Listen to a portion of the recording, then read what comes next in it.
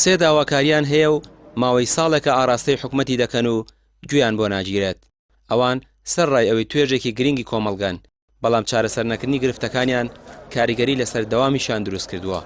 مامۆستایان و فەرمانبەرانی زانکۆی سلێمانی لە بەردەم زانکۆی سلێمانی گرت بوونەوە. دەڵێن ئەگەر وەڵامیشیان نەدرێتەوە ناومێد نابن و هەمیشە لە شەقامدان بۆ داواکردن و سندنی مافەکانیان. بەڵێ مانگی حوتمان وەرنەگرتووە، بەس مانگی شەشمان وەرگرتووە. ئێستا بۆیە کاتی مانگی هەشت ڕابگەیەندایە، بەڵام وەکو لەم لۆگۆیەدا دەبینی ئێمە داواکاریەکەمان زۆر لە مێژە ئەم داواکاریانەمان هەیە. ئەمەم لۆگۆیە لە کۆتایی ساڵی خوێندنی ڕابردووە، ساڵی خوێندنی 2021-2022 ئەم لۆگۆیەمان ڕاگەاندووە کە خۆی لە سێ خاڵی سەرەکیدا دەبینێتەوە. وەکو دەیبینن ئەو سێ ژمارە گەورەیە C8C.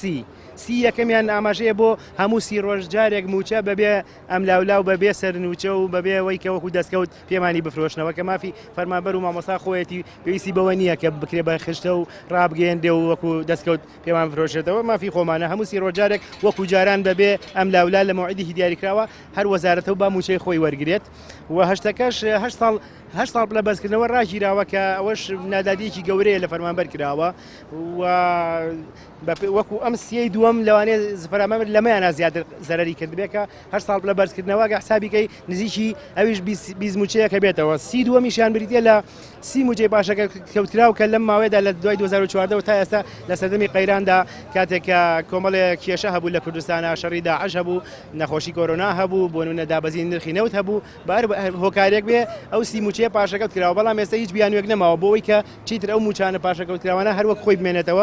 ئێمە داوای ئەومان کردو، داوای گەڕانەوە لە بەرزکردنەوەمان کردو، نەک هەر زانکۆی سلێمانی، نەک هەر زانکۆکانی هەرێمی کوردستان، سەرجەمی فەرمانبەرانی هەرێمی کوردستان لەم داخوازەی ئێمە قازانج ئەکا. یعنی ئەوان ئێستا کاتێک لەوانەیە ئەوان تەفەهومی ئەوە نەکەن و ئەزان خۆ ئێمە بۆ خۆمان ئەلێرەنین. ئێمە ڕاستە ئێمە خۆشمان موچە خۆرین و ئەوانیش موچە خۆرین، بەڵام ئێمە وەکو نخبەیەک بە حکومەت ئەڵێن نەخێر و داخوازیمان لە حکومەتەوەیە شایستە داراییەکان بۆ سەرجەممان بگێڕێت. هەرچەندە ڕێژەی بەشداریان کەمە لە گرتبوونەوەکان، بەڵام دەڵێن هۆکارەکەی ئەوەیە هەڕەشە لە مامۆستا و فەرمانبەران کراوە و هەشیانە سزا دراون. خەڵکی هەرێمی کوردستان فێر نەبوو داوای بۆ نمونە مافی خۆی بکە، فێر نەبووە بۆ نمونە بڵێ منیش هەم پێگەم هەیە، منیش ئینسانم، خاوەن بڕیارم، خاوەن قەرارم، خاوەن ئینسانیەت و کەسایەتی خۆمم. جۆرێکی تر لەمانە بێئومێد بوونی خەڵکە، خەڵک بێئومێد بووە. ئێستا من یاداشتم بچێ مانگی پێشوو لەگەڵمانە نەبوو چونە لای وەزیر، بەخوا کاک ڕامیار جوابی تۆ دراوەتەوە، جوابی ئێمە نەدراوەتەوە. بەڕاستی کۆمەڵگای کوردی بەڵێ بێئومێدیە، ینی من خۆتمان لەگەڵان نەبووی چوونە بەردەم وەزیر مانگی پێشوو، بەخوا مەعاشی مانگی حوتیش نەهاتەوە، ئەوە هاشتیشی هاتە سەر وەزائیدەن ئەم گاڵتەجاڕی چێ ئەیوەستێنێ. حکوومەتی هەرێمی کوردستان خۆی ئەڵێ عراق بودجێ لە هەرێم بڕیوە، ئەی خۆشتانەوە نێ بودجەتان لە سلێمانی بڕیوە.